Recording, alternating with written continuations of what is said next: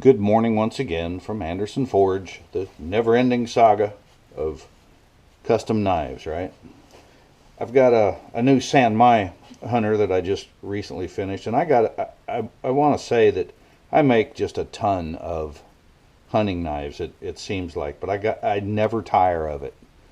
I should be really grateful for that. There's such a wide variety of materials to use, and different themes for the knives. I'm I like seeing my knife on somebody's belt.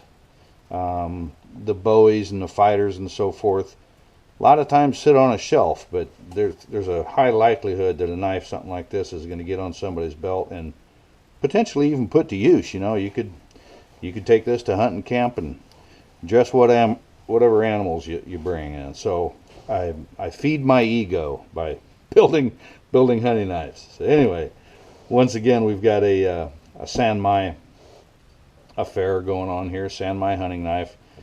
I'm going to check real quick just for reference for the video. This is a 4 3/8 blade. I really don't like making them much shorter than that because, yep, there's that ego again.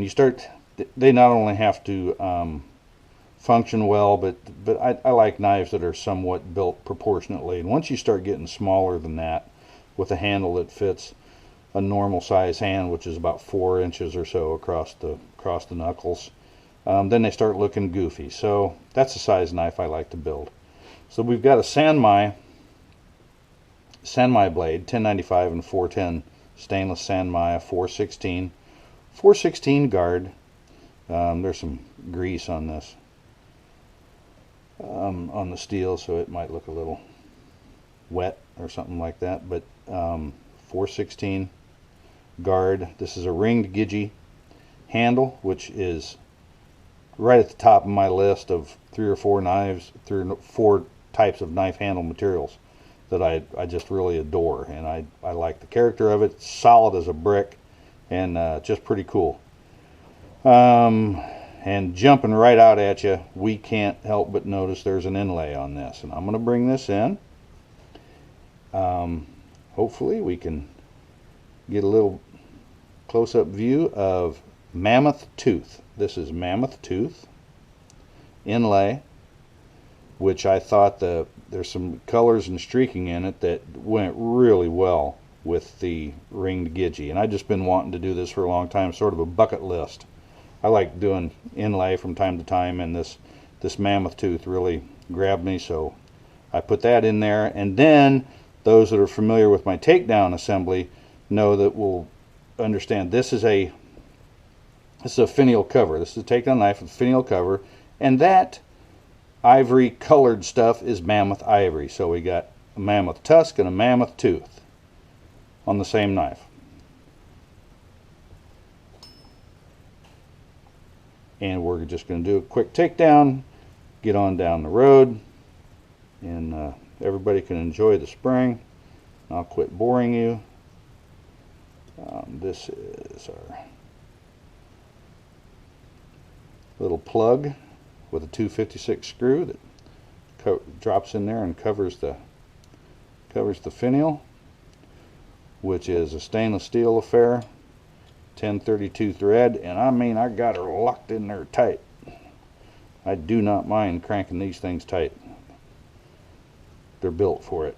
And what you can do is, if you have this knife, you can always just loosen this finial and let this handle just move at its will. Let it move however it wants, and that way the handle material is never under any stress. It won't compress, it won't crack, it won't leave gaps. Heck, you just tighten it up a little bit and it'll close all your gaps. And I like the takedown business anyway.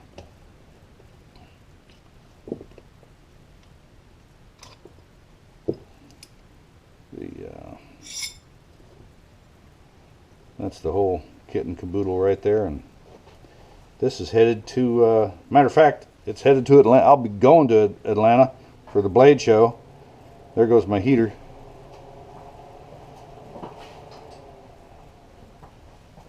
Even though it's April, it's a little chilly here in the morning, but going to be in Atlanta first weekend of June, and this is actually going to Atlanta before then, so we'll be in Atlanta at the same time.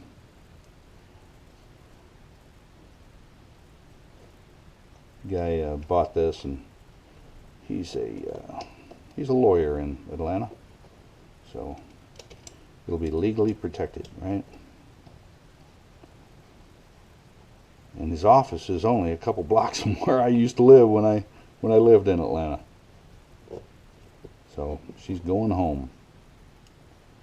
And a little bit of that's in there.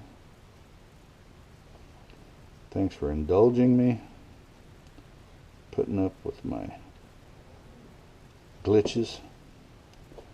So there she is, San my Mammoth hunter. Thanks for letting me share with you guys. Hope you enjoy it. Have a good spring. Enjoy the summer, and play with sharp things. Sharp things are fun.